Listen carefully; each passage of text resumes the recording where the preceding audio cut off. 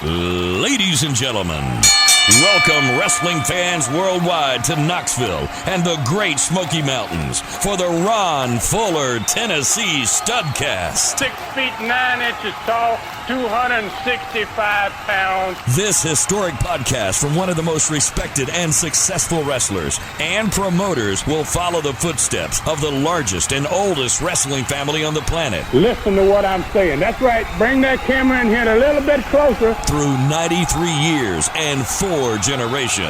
The stud has arrived. Old school or new fan, this unique broadcast will educate and captivate as Ron details decades of professional wrestling's growth with truly unforgettable stories. I want those people out there at home to hear the stud. Sit back and enjoy the ride with the Tennessee Stud. The Tennessee Stud.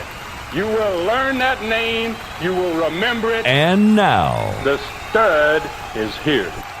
All right, Studcast fans, here we go. It's David Summers hosting another Studcast with the Tennessee Stud, Ron Fuller. It's the story of wrestling in America as told by the Stud, whose family started the profession 100 years ago. Now we step back into the ring and back into time with the Tennessee Stud, Ron Fuller. What's going on, my man, Ron? Oh, geez, man. Good. Just good weather, beautiful day.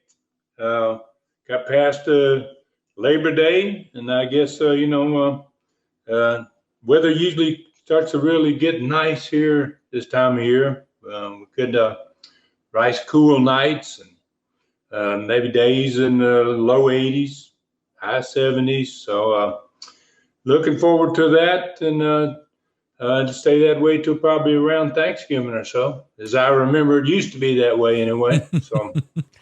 Hey, that's cool. And I want to mention this. We were talking about this a few minutes ago. You really stay busy. You stay busy with the Studcast and all of your social media and everything else that's going on. But you're going to the gym like 4 days a week. So you're really staying busy. Yeah, I've that was kind of always my plan, and that used to pretty well be able to stick to it 4 days a week. But I'd gotten out of it. I got so busy that I couldn't get there 4 days a week, and I kind of got back into that pattern again, man. And I love that. Being able to get in there 4 days a week is it's a nice thing. Probably like to do even more if I could, actually. Hey, listen. I guess it's a habit, right, man? And I know you've been going to the gym for quite a while now, too. A little bit. Hey, listen, I know that you were never raised to, you're not one to sit on the couch much, right? Oh, no, man. And I don't have opportunity. I might do it every once in a while if I could, but, it just seems like I got plenty to do, something going all the time. Wow, I'm probably working as hard now as I ever have. Many hours anyway as I ever have. So but it's not a grind. It's something I really kind of enjoy, man. And I love doing these Studcasts. And it's a real pleasure for me. Wow, when I sit down and I start pulling up all the records and my stuff from TVs. And start looking at the cards, and it just all comes back. It's pretty amazing. And so this one today, Dave, got to be honest with you, this one is, wow. This one was a week in which my brother and I came up with something that had never been done. Still never been done. I don't think it's been done since. Okay. We did it a few times afterward, but so this one's going to be, I think fans are going to find this pretty fascinating. All right, well, let's start off with a question. I noticed the description for this one on this Studcast is about something that you mentioned that we might be talking about next week instead of this week. So are we doing the big one this week, since this Studcast is called Making Wrestling History 1978? Yep, that's exactly right, Dave. We are. We're jumping ahead a little bit. We're going to be riding into one of the most, like I just mentioned, one of the most creative events, not only in Southeastern history, but in all of wrestling's history, I believe. And there's two reasons I decided I wanted to jump a week ahead. The first reason is we've been in sync, man, for a long time here. Each one of these weekly Studcasts, we discuss a different show, obviously, and now it's in two different territories. but we've been steadily reviewing cards that happened in the same week 44 years ago from this date, the date that we're usually talking about. And we lost that streak because we got that Studcast special. When we did episode number 260, we had that celebration for the 5th year of the Studcast, and that kind of lost us a week, and we've been a week behind. So I've been wanting to get back in sync. It's kind of part of the reason we moved ahead 1 week in the Studcast. But the second one is and I really enjoy these shows, and honestly, I really can't wait any longer to get to this groundbreaking, first ever interactive 2 nights in a row, 20-man Mink Coat World Championship tournament. And it took place 44 years ago this week. Wow. So it was the biggest tournament, obviously, in the history of either Southeastern Territory. It happened in Knoxville for the first and only time that we ever did one of these, and I don't know that any territory had gotten themselves in a situation to do one of these, but we had to wrestle 2 nights in a row, an event on Thursday, August the 31st, and Friday, September 1st, the next day in 1978 in Knoxville. And so we had a tournament. Harley Race was coming to town anyway 3 weeks later on September 22nd. So we had this big tournament, man, and the wrestler that won the tournament was going to receive the shot at the NWA champion, Harley Race, 3 weeks later on Friday night, September 22nd in the Coliseum. Then let's talk about the interactive part of this event. This event had 2 winners, basically. The first winner, obviously, is the guy that wins the tournament is going to get the match with Harley Race. The second winner happens to be somebody that's sitting in the crowd.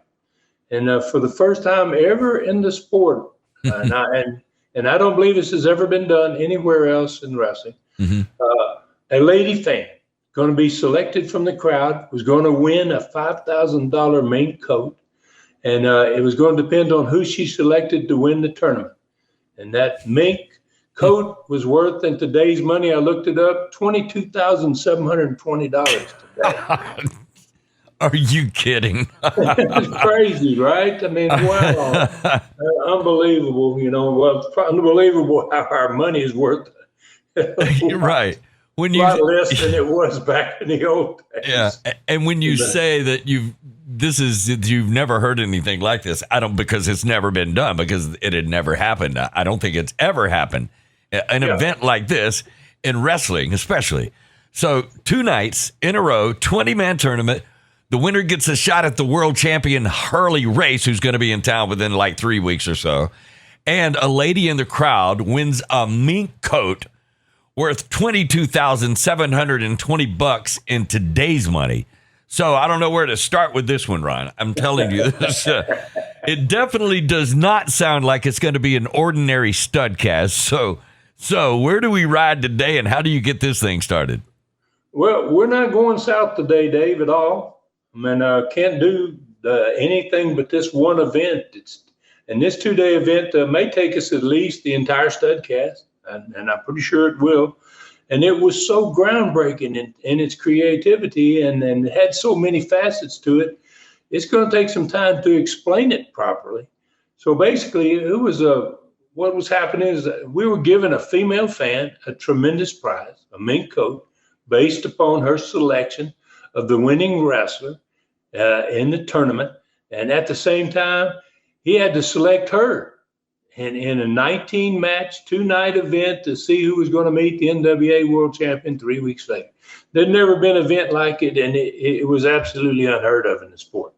So we're going to obviously take a deep dive into the TV that was promoted this event, and then the last TV show that would be seen in Knoxville for 2 weeks. So we had a problem here that brought all this about. So we're going to break down the event one night at a time, beginning with the results from night 1 on Thursday, August the 31st, 1978.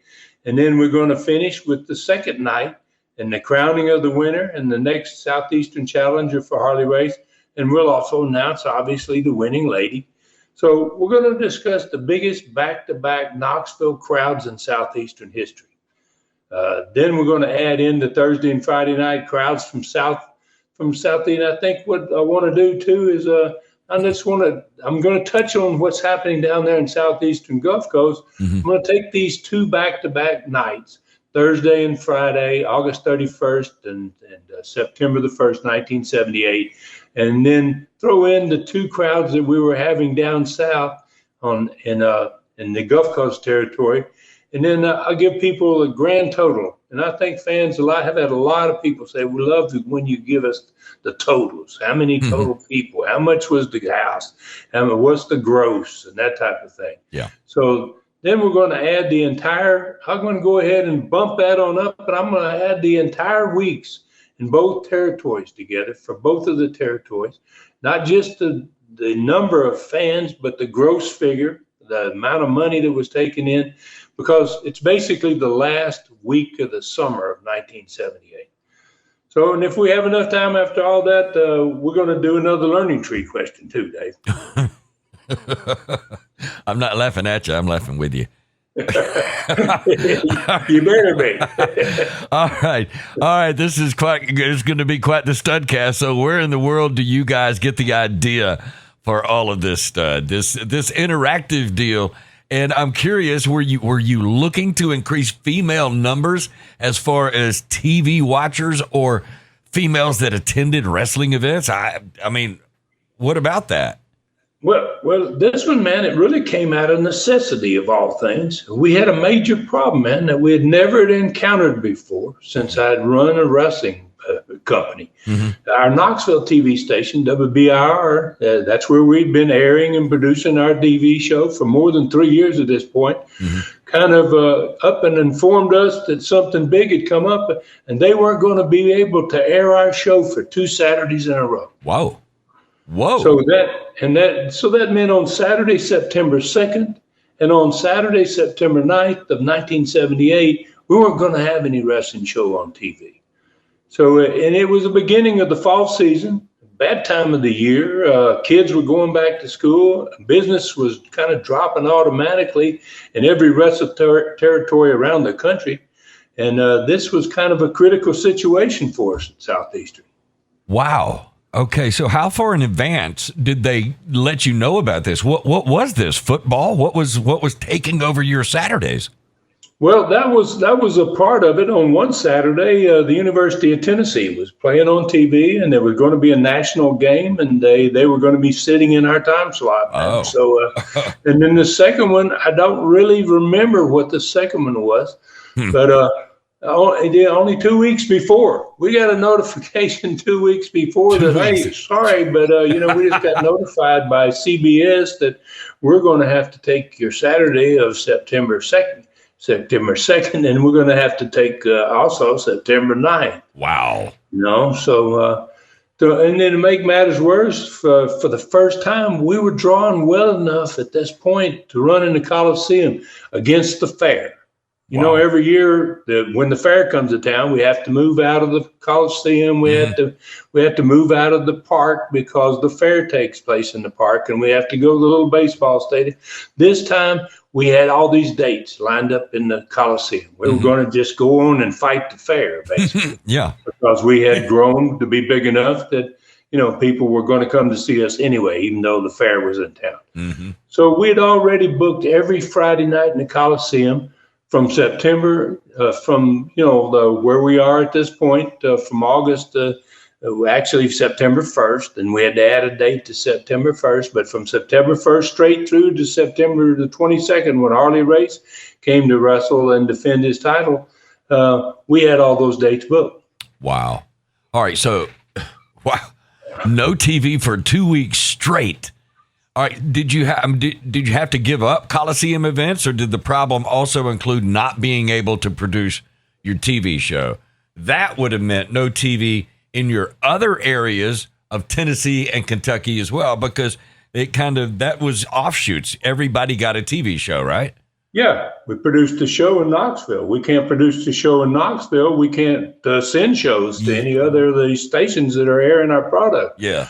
So yeah, it was going to be a massive problem, man. So And that's a great question, and I bet you're going to have a lot more questions in this one, Dave, before it's over. I mean, there's a lot going on in this show. Not me. So yeah, we had to give up Coliseum events. So without a TV show to promote the event, and the once a year Tennessee Fair also being in town during that time period for 10 days, we had to drop Coliseum event entirely. So we gave up Friday night, September the 15th of 1978. And that was 1 week before Harley got there. So, we would have had no TV to advertise it. We got the fair competing with the fair. I mean, we would have probably had nobody there. So we had to drop that one because everything, like I said, everything I mentioned was going against us that night. But thankfully, we didn't lose the TV production for those 2 Saturdays. WBIR TV in Knoxville was a CBS national network affiliate at that time. And the station in Johnson City, the station in Hazard, Kentucky, and we had a brand new station we had just gone on in Crossville, Tennessee. They were not affiliated with CBS Network. So we weren't going to lose our programming there. So then luckily, too, WBIR was able to produce both of these TVs on their regular Saturdays, just like they had always done for us. Only the Knoxville fans would be missing their 2 shows. Wow. They wouldn't see these 2 shows, but WBIR was going to go ahead and produce them for us. It's kind of like further proof of WBIR's appreciation for the audience, man, that we had built, Wow. And for those 80 shares in that rating book, man. And so they didn't charge us a cent for the use of their studio or their entire production crew to make those 2 TV shows. Wow, that's what they would have been doing anyway. So, wow, obviously that 80 share you were getting in viewing audience meant a tremendous amount to them since they didn't charge you for producing 2 shows that they could not have even shown to their audience at all. So to me, that's earning some real benefits from a TV station. For those that don't know what an 80 share of a TV audience means, that's huge. Tell us about that 80 share. Well, it's kind of complicated in a way. It sounds complicated, an 80 share, but it means that at 2:00 on Saturday afternoons, that time of year, all year round, basically, we end up with this big, huge 80 share. Sometimes we'd hit an 85 in some books. Mm-hmm. But it meant that 4 out of 5 TVs that were on were watching us. Yeah. And, and to add to that, the audience for everybody, all the stations across the board jumped when we went on the air. Yeah. Because, they were Saturday morning kids shows. And then, people were waiting for 2:00 when wrestling came on. And all of a sudden, the audience exploded for everybody. Even the other stations' audience went up, too, because they said some overflow. But 4 out of 5 people were basically watching our program. And that's a big number, Dave. Wow. You're in that business. It's in today's television market and the way TV work now, no one will ever get close to that number. Oh, no. And you're talking an 80 share in a market the size of Knoxville. Even in 1978, Knoxville had to be at least 250,000, 200 to 250, maybe more, thousand people.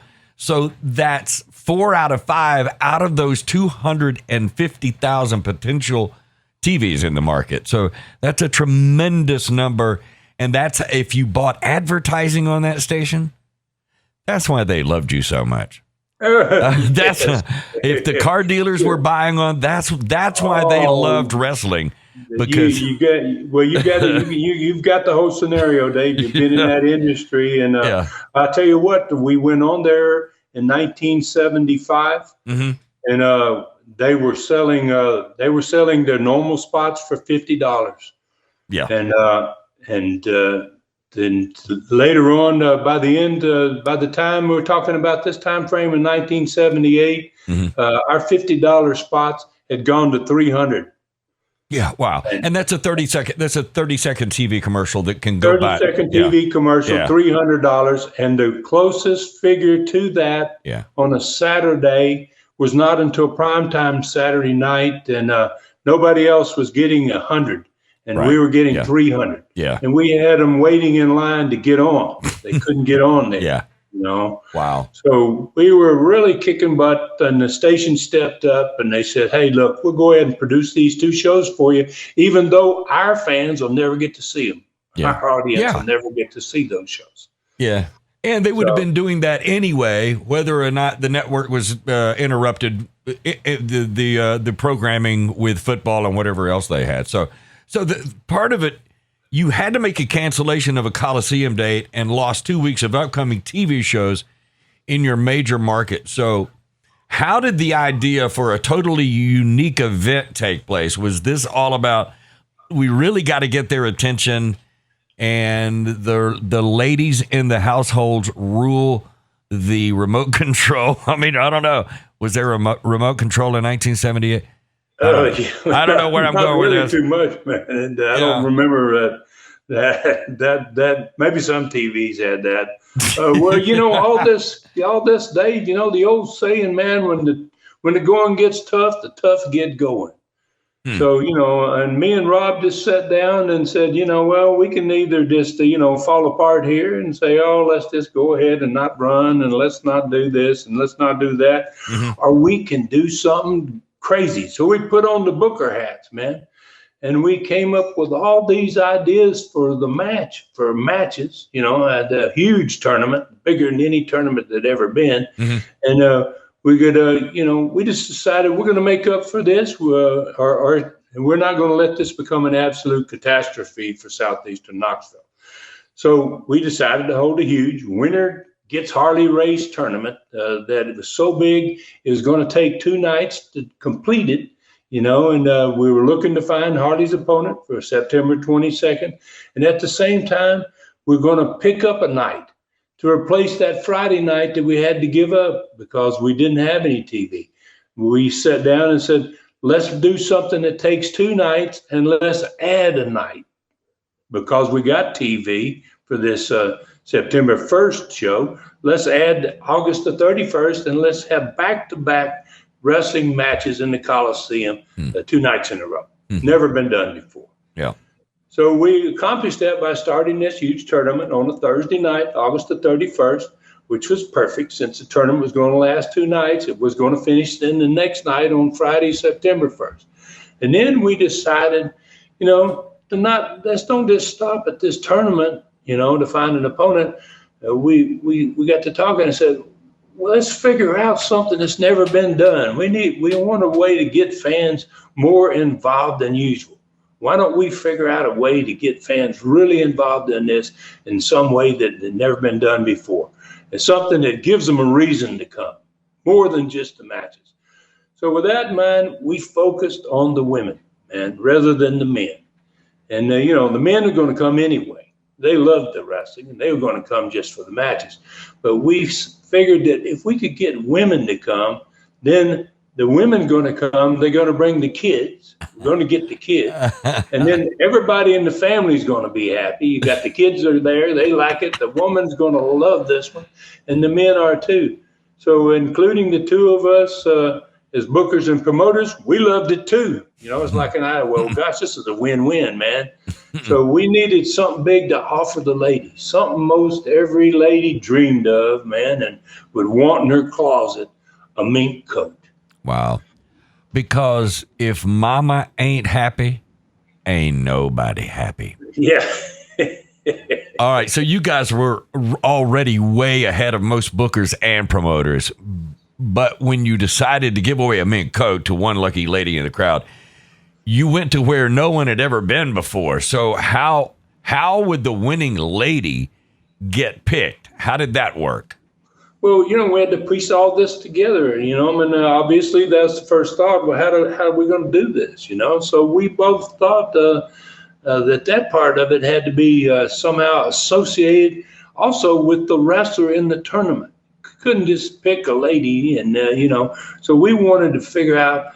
So when that thought occurred to us, we really moved into something totally new then that had never been considered in the sport. We were about to create an interactive event in which the fans and the athletes were going to both be dependent upon each other. Mm-hmm. The wrestler's going to be kind of dependent upon the fan, and the fan is definitely dependent upon the wrestler they picked. So the ideas then just started to crank out. It's like one of those times that you sit down, and when you're a booker, it's like that. You get your mindset is like that. You start thinking, and all of a sudden, bang, bang, bang, one idea turns into two, and two turns into four, and all of a sudden you're like, wow, I went from a crowd, I didn't know what I'm going to book, and I'm going to sell out. So the ideas just started coming quickly. So we decided that the winning lady would have to pick the winner of the tournament somehow, the winning wrestler, and that the winning wrestler also had to pick her somehow. Okay. All right. So it's really cool how it begins to snowball when you start brainstorming like that, and you got the right person or the right partner, in your case, your brother, to put it all together. So, all right, how do both the lady, the winner of the Mink, and the winner of the tournament, how do they pick each other? How'd that work? Well, there had to be obviously a way for the women and all the women. We were going to give this thing the Mink to anybody 18 years or older, any woman. And obviously the woman had to pick the wrestler that they thought was going to win. That was the start of it. And then we finally decided that the ladies attending, maybe we should put these big boxes in the lobby of the Coliseum, which was a huge building and a huge lobby. Put a box with the wrestler's name on it, and then where each of the ladies, when they came to the matches, they could go to the box that they wanted to. There were these forms there. They'd fill out the forms. The lady would put her name and her address on it and place the entry form into the box with the wrestler's box that she thought was going to win the tournament. So there was 20 big boxes, one for each wrestler in the tournament, placed in the huge lobby of the Coliseum. All right. I mean, that makes sense. So, but how is the wrestler going to pick the lady's name? How'd that work? Okay, so this is where the event became really interactive. So when the bell rang to start the matches, all the boxes from the lobby up there were brought and placed in the middle of the ring. Mm-hmm. And then every wrestler in the tournament, all 20 of them, came down to ringside. They surrounded the ring, standing on the outside of it. And for the first time ever, for a Southeastern match, an entire front row of the ringside was empty. Three rows on the ringside, all three sides of the ring were full of fans as usual, but there's an entire row that's empty. So the announcer invited one wrestler at a time to come up into the ring and pick a name from his box, and then come down in the front and at the first row there and give the announcer the name that he had selected from his box. Then the announcer announced the name of the lady selected by that wrestler from his box, and then he asked her to let everyone in the Coliseum know where she was. And the place it got totally silent once people figured out what they've called this woman out. And then this lady would scream somewhere in the building, right? Right? And now this is an interactive event. This is crazy what happens here, man. So then usually she would scream, and then almost all of them would scream as soon as her name was called anyway, right? He's got a chance to win this Mink coat, right? Yep. And so when the lady would scream as this went on, the building would pop every time he announced a new one, and it would pop. So then the announcer would ask her to come to ringside. And this was a beautiful part of it, man. The way the ladies reacted to what was happening to them, man. Yeah. And some of them would be in the top of the building, and then you would hear them screaming all the way, and they'd disappear into certain, corridors and alleyways and stairs to get down to the next level. And they wouldn't stop screaming. They were just crazy and the fans were just really into it. Man. Yeah. It was like great, man. Each one of them, 20 times this happened.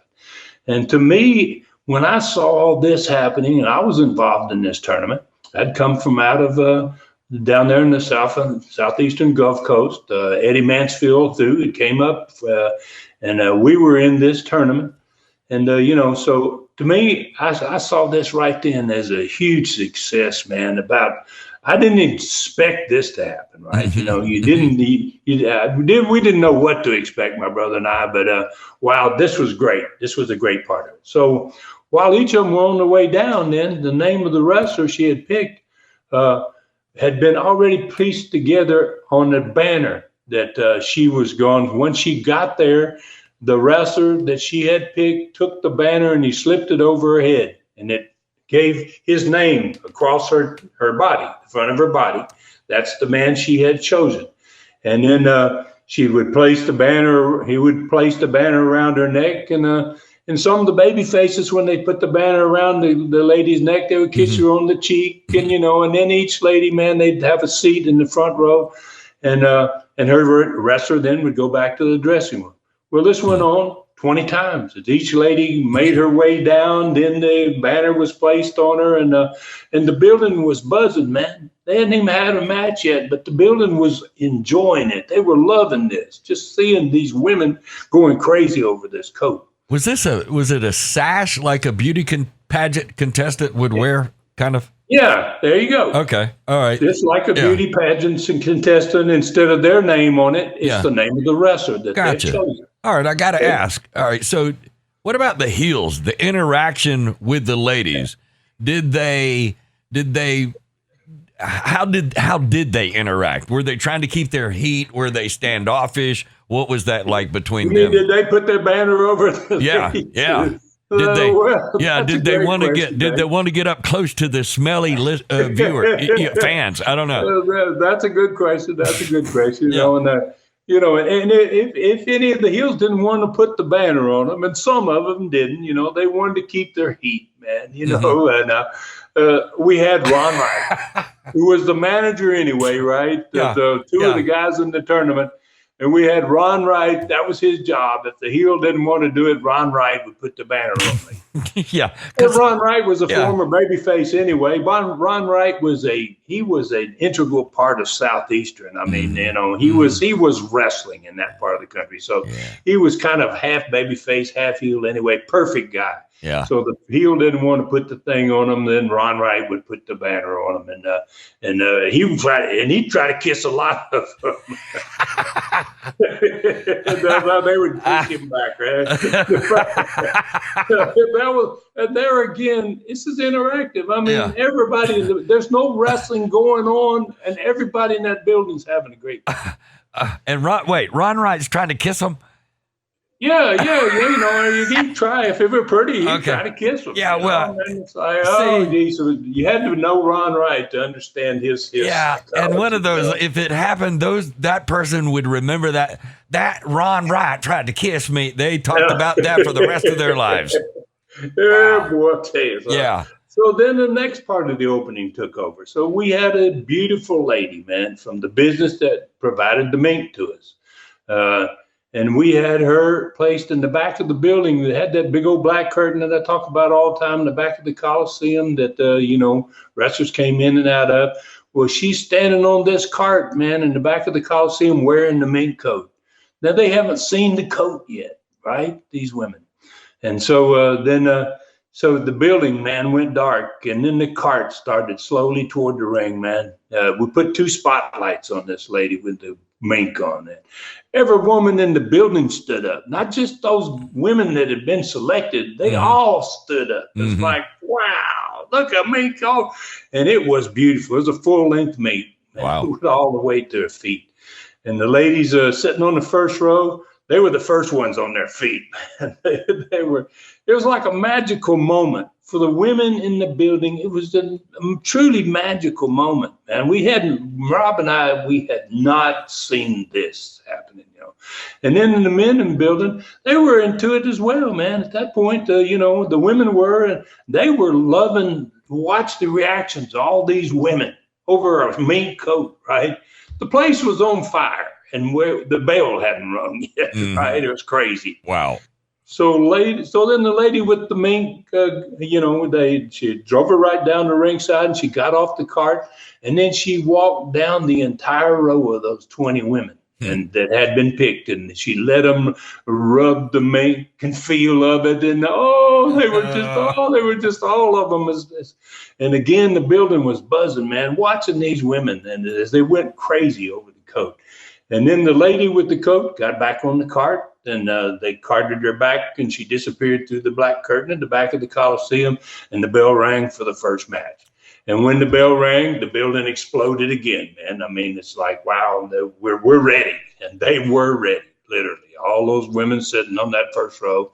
And it was going way better than Rob and I anticipated it could ever go. Oh, my God, you had the fever of a freaking game show. I mean, Yeah, well, Scott, that's a good way of putting it. Yeah. Here's Carol Merrill. Well, nobody remembers that name. But here's the lady in the mink coat perusing around the Coliseum, and the ladies who have a chance to win the thing. Dude, that's pretty awesome. So I always think of how you always say presentation is everything. I don't know. So I don't know how you could have done any better for this event. That's an incredible opening for a night of interaction, literal interaction with the fans. I've never heard of anything like this, but I can perfectly picture this thing. I'd really have loved to seen like just the opening of the event. That's really cool.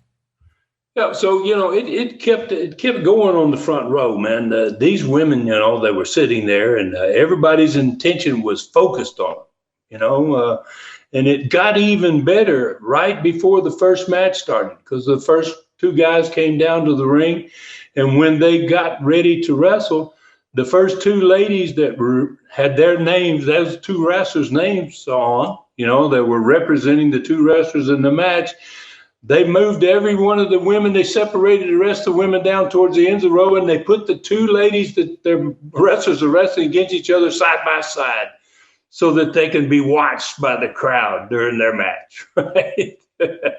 And I think family fans were sometimes watching them more than the match, because those two ladies they're into that match. They got a lot at stake here. They got a mink coat at stake, basically, and so those ladies' reactions were just huge. It's just fantastic. So I was almost beginning to worry about it. The match is going to be as good as what's going on over there on the first row. Right. So, and then when the ladies wrestler lost, then she returned to her original seat. Yeah. Hey, and that's one thing you didn't even mention, but all 20 ladies got upgraded seating to front row. That's another thing. Even if they didn't win, they were like, oh, I was up close. I mean, listen to me. I mean, that's pretty cool, and that meant a lot to a Coliseum full of people like that. So anyway, all right, hey, we're getting close to break time, but before we do that, tell us about who was in the tournament. Set it up with you're talking 20 wrestlers here. Yeah, I'm talking to big tournament, two-nighter, and we never had a two-nighter tournament in which you had. So you got 20 wrestlers, you got 10 matches in that first night. So the one of the first matches that was on the card was Les Thatcher, who was putting on the tights himself to wrestle against Gorgeous George Jr. Wow. He wanted to get, he said, I want to end this. I want to be a part of this. Wow. Yeah. So opened up with Les Thatcher against Gorgeous George Jr. Then Rip Smith wrestled against Rick Connors. Kevin Sullivan wrestled against the Australian Bill Dundee. Ron Slinker against Dennis Condrey. Bob Roop took on Jimmy Golden, and they were already having problem because of what Bob Roop had just done recently to Jimmy's daddy. So there's an event there that fans are all into. Phil Hickerson, managed by Ron Wright, he wrestled Roy Lee Welch's brother, Jack Welch, who hadn't wrestled in Knoxville in 4 years. Joe LeDuc came in from Canada, wrestled against Eddie Mansfield. Rob wrestled the Masked Jawjacker, which is Don Carson with a mask on that Rob had run out of town just 3 weeks earlier, I think. Rowney Garvin wrestled the Great Malenko, his rival, and I wrestled the Mongolian Stomper in the first round with Gorgeous George managing him. Wow. along with everything else that was going on, that was a really great card. So that's a tremendous setup, and this has been a tremendous Studcast so far. All right, so let's do our break right here, and when we come back, we're going to find out what you guys did on that TV show just 5 days before this spectacular event. That is going to be coming up when we come back on this Studcast right here. Hey, Studcast fans, Ron wants to thank all of his Studcast listeners for their tremendous support for more than 5 years and 266 episodes of his family's wrestling history. He's never missed a week in all of those years, and his stories have never missed being extraordinary. He's extremely honored to have such loyal fans and to be able to pass along the history of the oldest and largest wrestling family on the planet. Every one of you are the reason for his Studcast. Thank you, one and all. All right, welcome back in another Studcast with the Tennessee stud, Ron Fuller. It's David Summers. All right, so, Ron, you and Robert had taken a potential catastrophe for the southeastern Knoxville territory and pieced together a whole lot more than just a great card to begin the fall of 1978. You created, literally, you just built a first in the sport, a 2-night in a row tournament with an interactive element built in that had never been done before.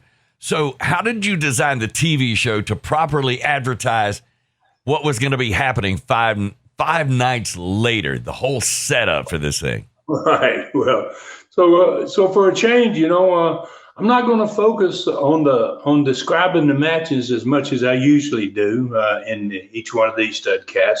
The card, as I said, was a 2-night card. It had 20 men in it. That meant it was going to be 19 tournament matches.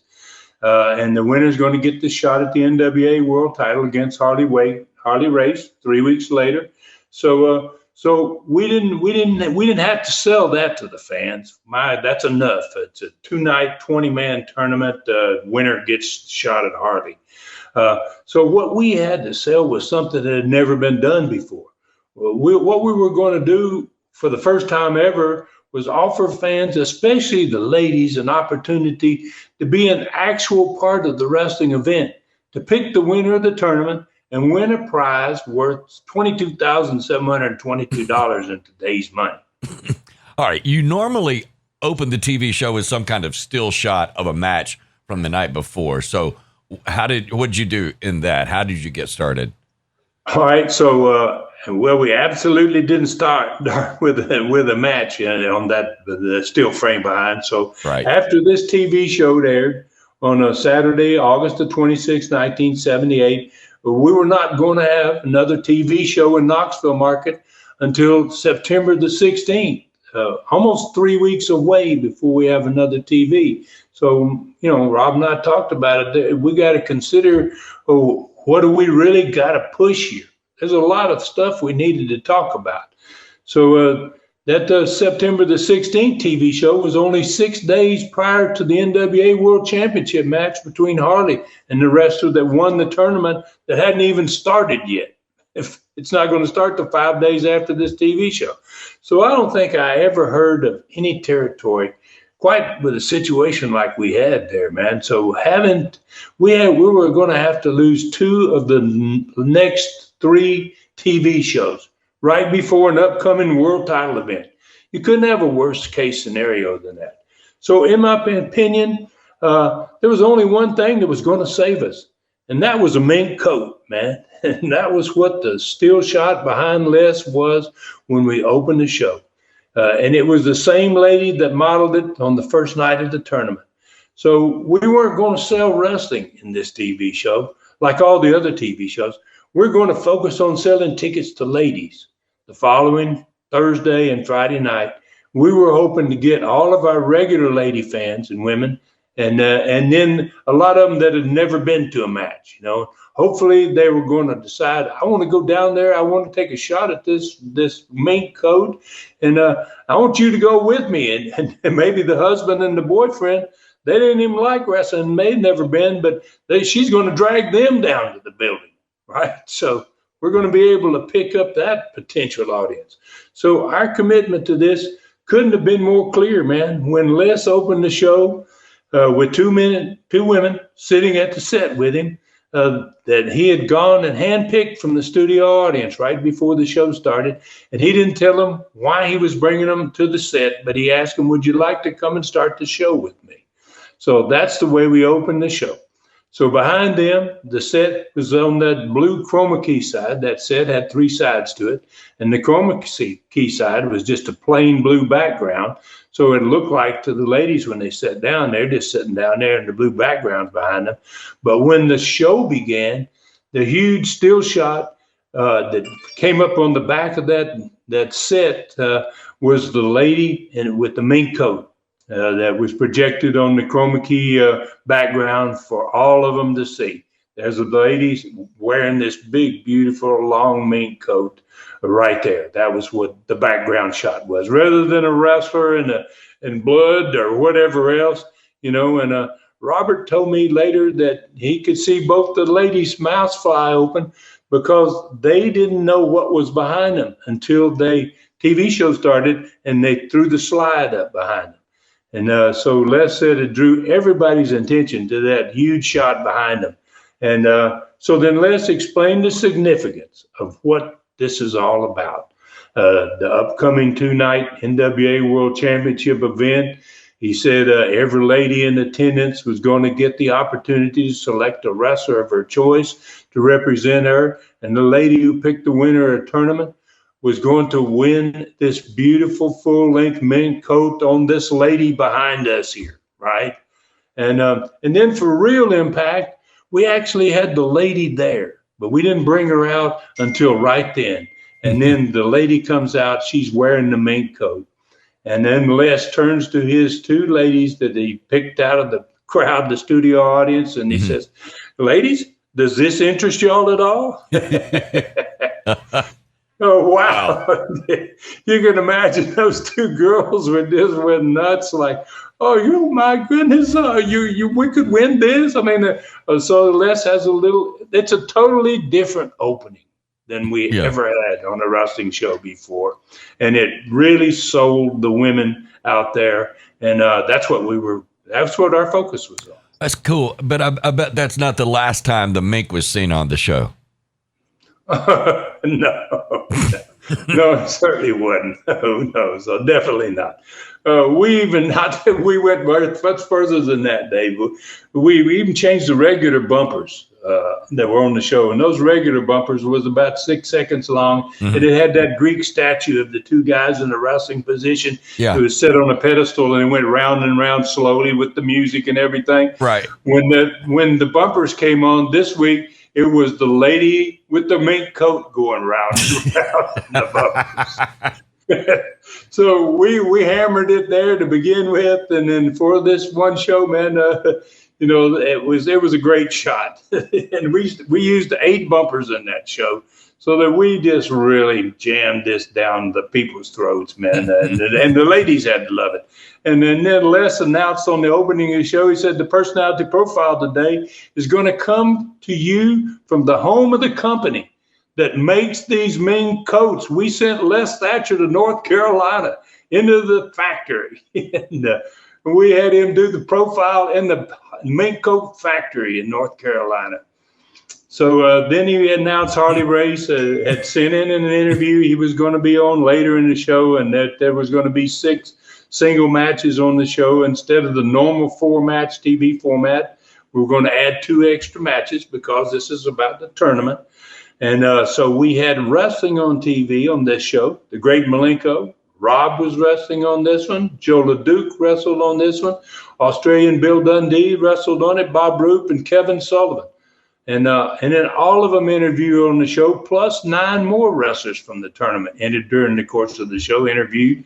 And then Harley Race's tape was an interview basically about, I don't care who wins. I'm the baddest man on God's green earth, and it don't make no difference who wins the tournament, So the personality profile, that's what really sold the whole deal, man. The Mink was the deal. And it was 5 glorious minutes, man, in the Mink coat factory in North Carolina with Les Thatcher and this lady that was going to model it on Thursday night when that first night came and present it to the winner on Friday night, the next night when the tournament was over. Wow. All right. So knowing you with all that exposure for the Mink Coat Company, you probably got a really good deal on it. Wouldn't doubt that at all. I'm sure a lot of women were making plans for the next Thursday night, but I got to ask really quickly, did you put it on at least once, stud? Oh, I don't know, man. Gosh, no. I had no. I was just really, but I was blown away by how beautiful it was. I'll tell you that it was just really, really gorgeous. And when Rob and I talked about this, and we just the thought flew out. How about a mink coat? Give away a mink coat. But once I saw this coat, I was like, wow, man, I didn't have any idea. We're giving away something that's absolutely gorgeous. It was a beautiful, beautiful thing. So, wow. It was really, this thing blew me and my brother minds. I mean, we had no idea how great this thing turned out to be. So no, you know me, man. I certainly didn't pay full price for the coat. I can tell you that. But obviously, Dave, that coat company, the Mink Coat Company, had think about the exposure they got. Oh, no doubt. Wow. They had 11,000 people. They had almost 12,000 people. Yeah. Saw this coat, and how many saw it on TV?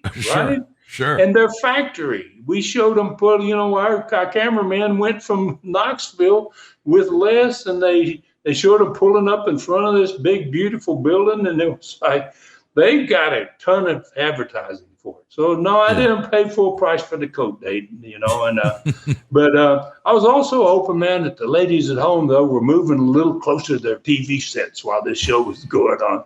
And making their plans for the following Thursday night. Yeah, I bet they were. All right, so what happened in the matches on the first night of the tournament? So Les Thatcher beat Gorgeous George Jr. in the first match. Rip Smith won over Rick Connors. Kevin Sullivan downed Bill Dundee from the Memphis side of the state. Dennis Condrey got the best of Ron Slinker. Bob Roop won against Jimmy Golden.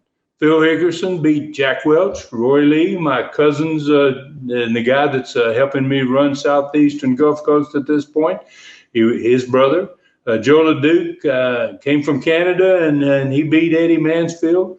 Robert Fuller, my brother, and Mass Jawjacker, their match was stopped, man. They both were disqualified. It was called a no contest. Neither man advanced in the tournament. They were both out of it.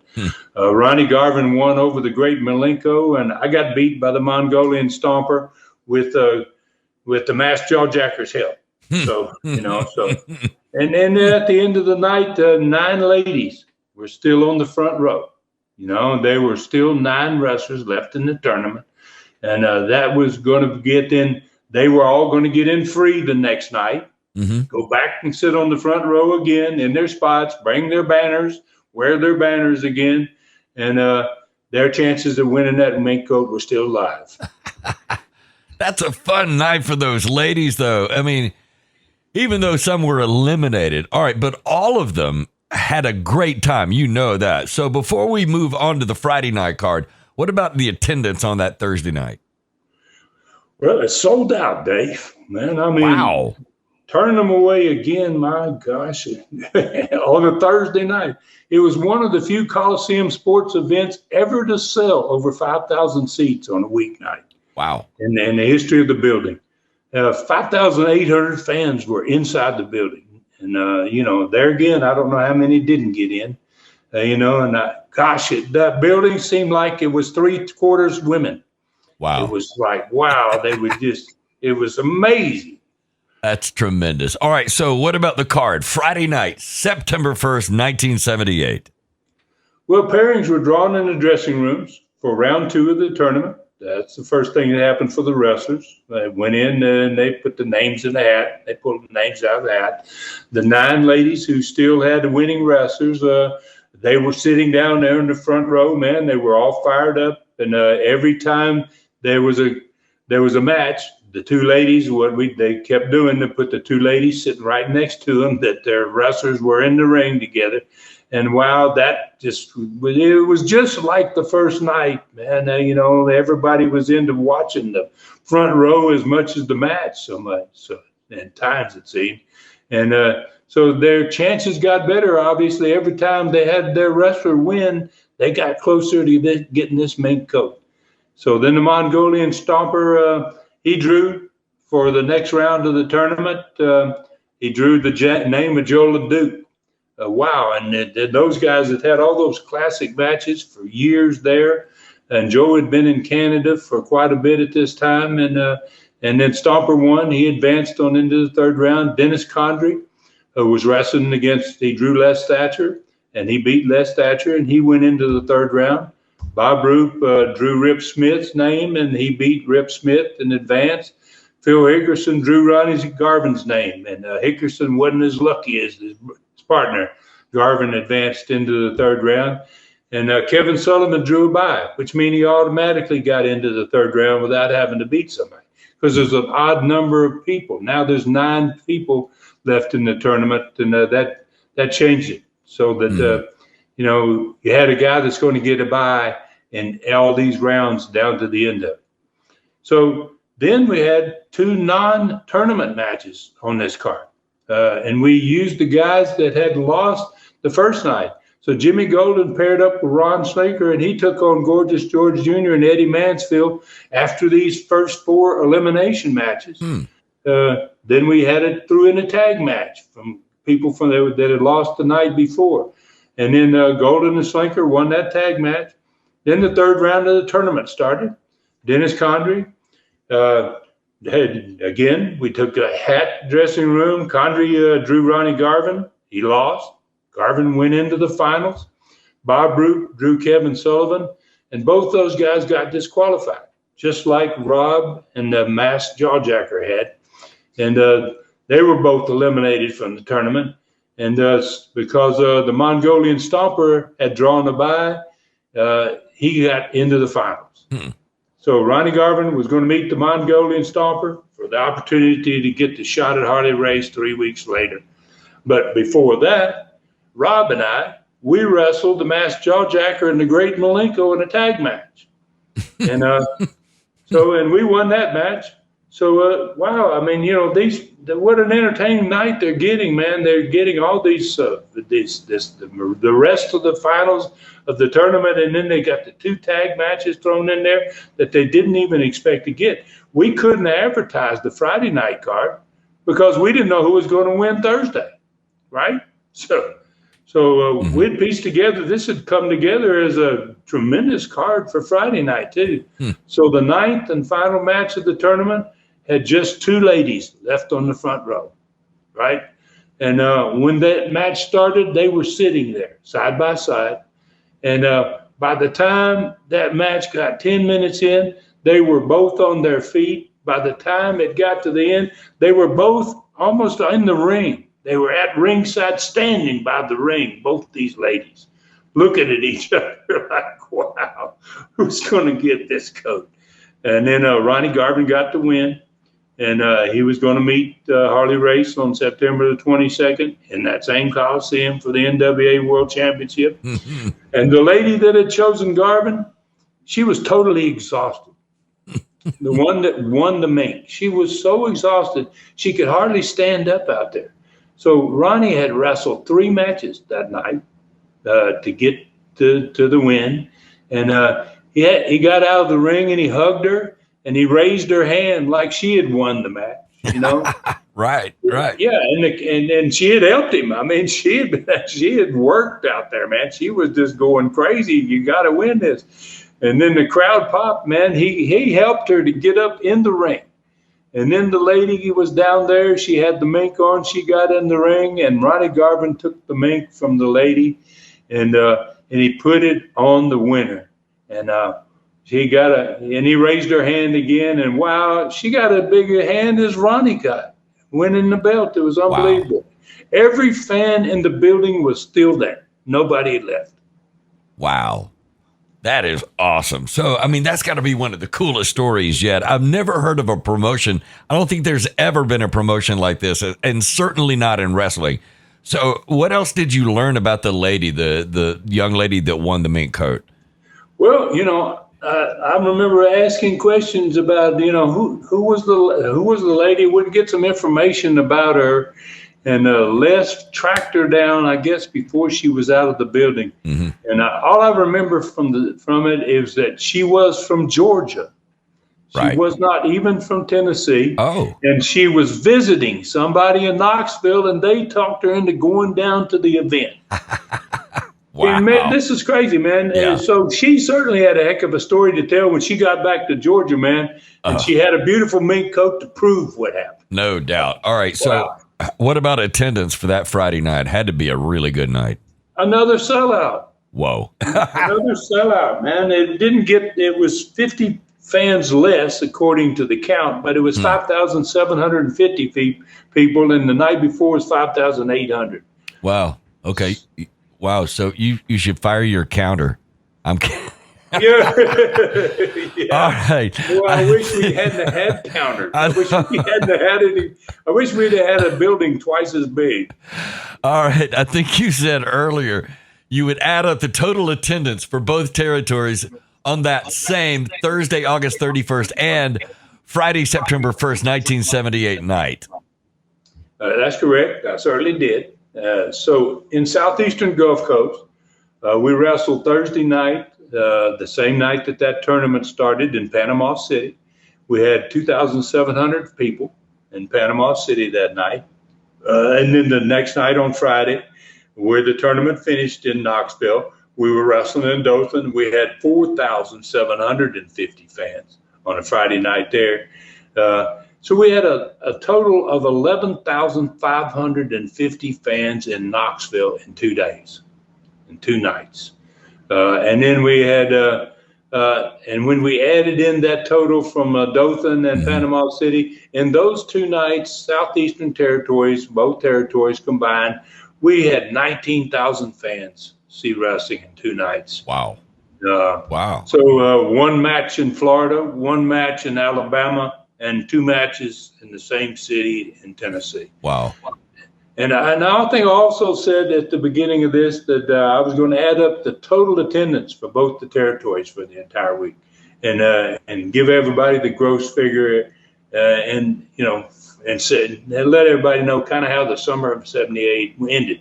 Right. So obviously, I did the math before we started this Studcast. I mean, I couldn't have sat here and figured this all out, but I had the houses and all that. So we had just under 44,000 fans that week, last week in the summer of 1978. Wow.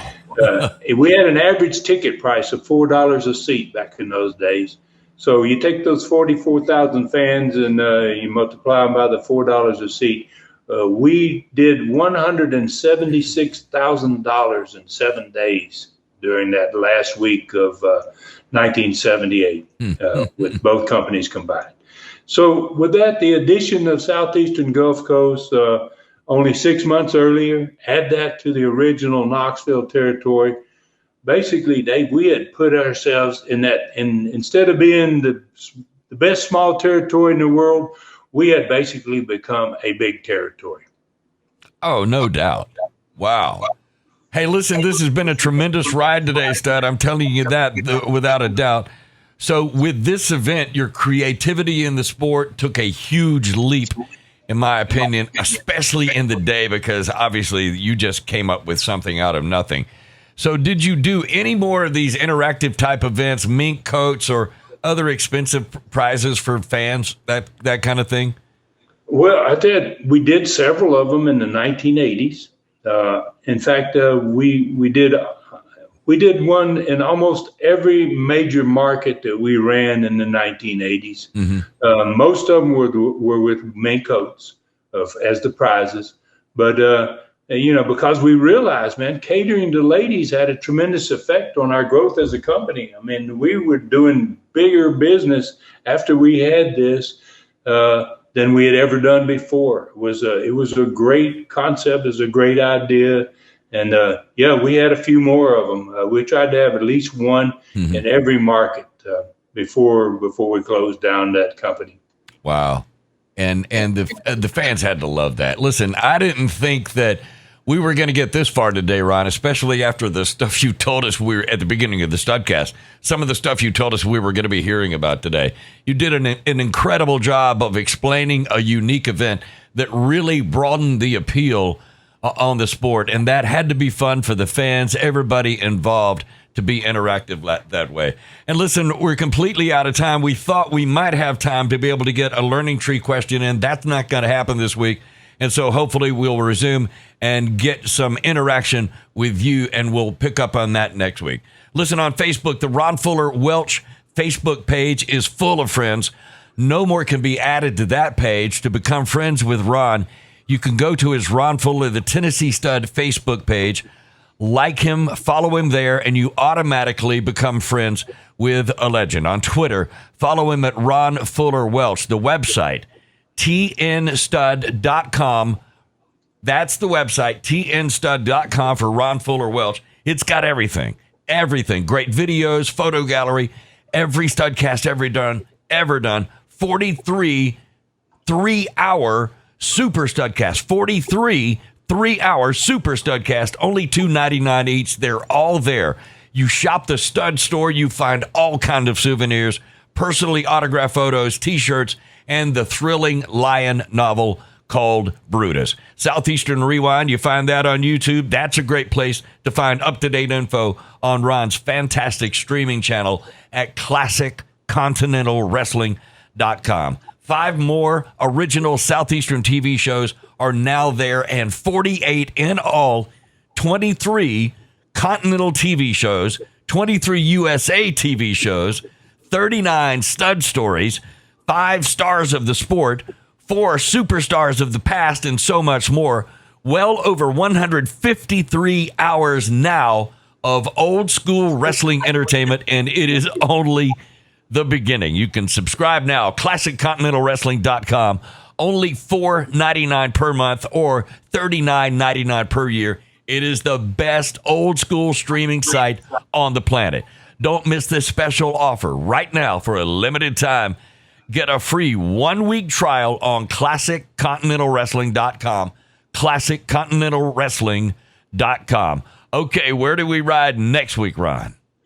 Well, we're headed back, man, into both the territories again. Knoxville was beginning 2 weeks in a row without any TV. We talked about that today. But we're still going to put a Coliseum event in there the next Friday night with no TV to promote it. So we're going to find out next week how strong that southeastern Knoxville territory was. And we're also going to go even further into what was happening to Tennessee promotions.